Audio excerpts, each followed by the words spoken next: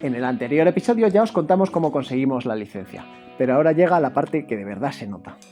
Sí, porque antes de poner el primer tornillo hay algo que tiene que pesar incluso más, la cartera. En casa aún todavía no tenemos paredes, pero tenemos facturas para empapelar una entera.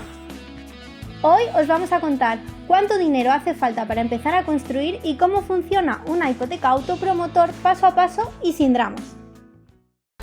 Dicen que hay 3 cosas que dan sentido a la vida: escribir un libro, tener un hijo y plantar un árbol. Para los arquitectos hay una cuarta, construir una casa desde cero. Y en ese sueño nos vamos a embarcar.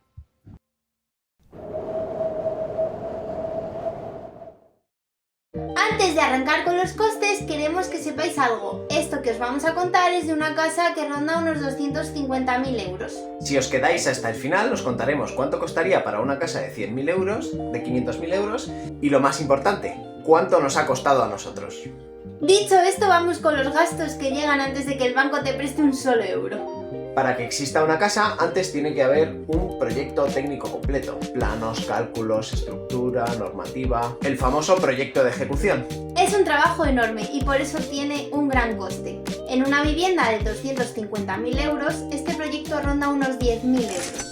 En nuestro caso, como somos los arquitectos del proyecto, no abonamos esta cifra. Simplemente abonamos los precios de colegiación y visado, que fueron unos 950 euros.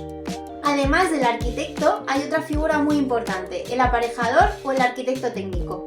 Es quien revisa que cada parte de la obra se ejecute correctamente. Se asegura de que no acabes con una casa torcida. Su trabajo tiene un coste aproximado de 2.200 euros. Antes de apoyar tu casa, necesitas saber qué hay debajo de tus pies. El estudio geotécnico analiza tu terreno, si es rocoso, arcilloso y qué propiedades tiene. Ese análisis suele costar unos 550 euros. Aquí viene una parte que muchos no ven venir, el pago al ayuntamiento. Necesitas una licencia urbanística y además pagar el ICIO. Eso suele ser un porcentaje del presupuesto de ejecución material. Para una vivienda como esta, lo normal es que ronde los 10.000 euros. Los bancos necesitan tasarlo todo, tu terreno, tu vivienda terminada, y si pones alguna propiedad de aval también la necesitan tasar. En total, las diferentes tasaciones suelen rondar unos 900 euros. Cuando firmas una hipoteca hay que pasar sí o sí por notaría y registro. Y normalmente también por gestoría para no encadenar una sucesión de mañanas de «vuelva usted mañana». Todo este paquete suele costar unos 5.500 euros dependiendo del valor de la vivienda. En nuestro caso, además, hubo que cancelar una escritura antigua y declarar una obra nueva. Todo ello supuso aproximadamente un 1,5% del valor de la vivienda. Una pasta. Durante la obra hay que tener un seguro que cubra accidentes y daños. Y además debe incluir el periodo de carencia de la obra, unos 24 meses en nuestro caso.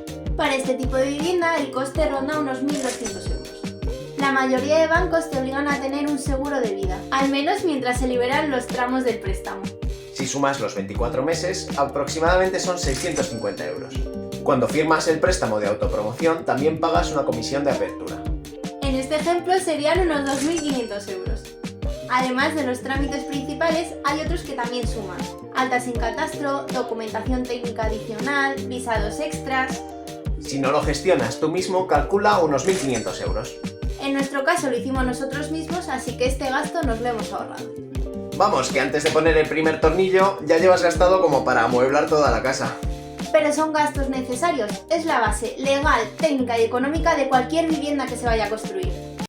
3 ejemplos de gastos previos para diferentes presupuestos y lo que nos ha costado exactamente a nosotros. Vale, ahora vamos a ver las 3 gráficas para comparar un poco cómo cambian los gastos dependiendo del tamaño de la obra. Y aquí hay que explicar una cosa, no todos los gastos van subiendo igual que el precio de la vivienda. Hay gastos que sí son un porcentaje del presupuesto de ejecución, como por ejemplo el ICIO, pero hay otros que sí o sí tienes el mismo gasto, una casa de 100.000 euros que una de 500.000 euros. Casa de 100.000 euros, gastos previos 16.600 euros. Esta es la que más os orienta si queréis construir algo pequeño. Aquí se nota mucho el peso de los costes fijos. Aunque la casa sea más pequeña, esos gastos no bajan demasiado. Casa de 250.000 euros. Gastos previos 35.000 euros. Aquí ya entran más en juego los costes proporcionales. Por eso la cifra sube de forma más equilibrada. Casa de 500.000 euros. Gastos previos 63.900 euros. Y aquí tenéis el caso grande, una casa de $500.000. En este tipo de vivienda los gastos proporcionales pesan muchísimo más, por eso la diferencia es tan grande respecto a la de 100.000 euros.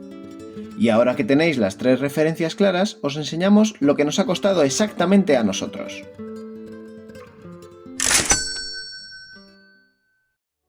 Y después de todo ese camino, por fin firmamos la hipoteca autopromotor.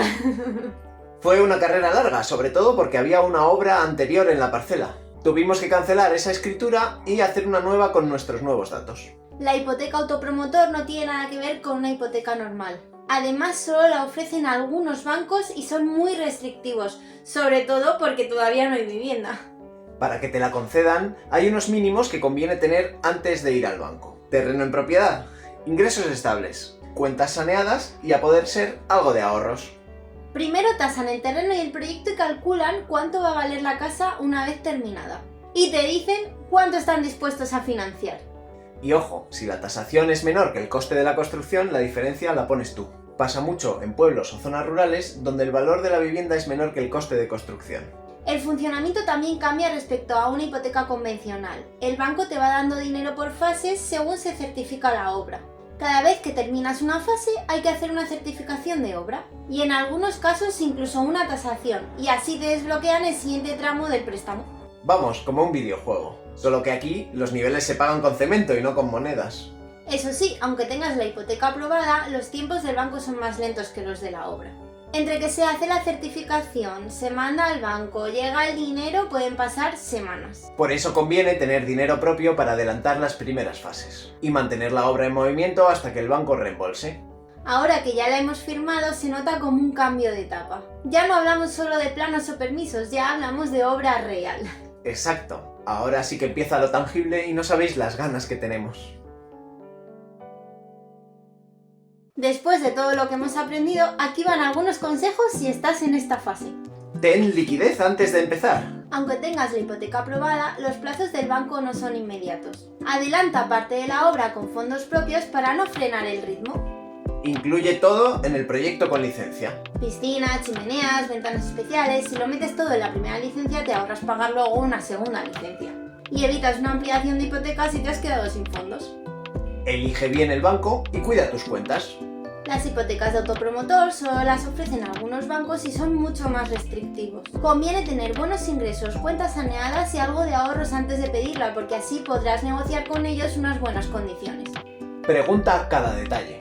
Cada entidad tiene sus normas, algunas te piden tasaciones extras, otras no. Conocer esto te ahorrará muchos sustos en un futuro. Celebra cada paso. Porque cada firma, cada documento, cada sello es un tornillo más para tu casa. La firma de la hipoteca es el final del papeleo y el inicio del proceso de construcción. A partir de ahora, cada paso será más físico, más visible y también un poco más emocionante. Todavía faltan los suministros y algunos trabajos, pero podemos decir que la obra de Casa Aum empieza de verdad. En el próximo episodio veremos el primer paso real, quizás el desbroce, la limpieza o fabricar algo como la puerta del garaje. Sea lo que sea, será el comienzo de ver cómo el sueño empieza a construirse.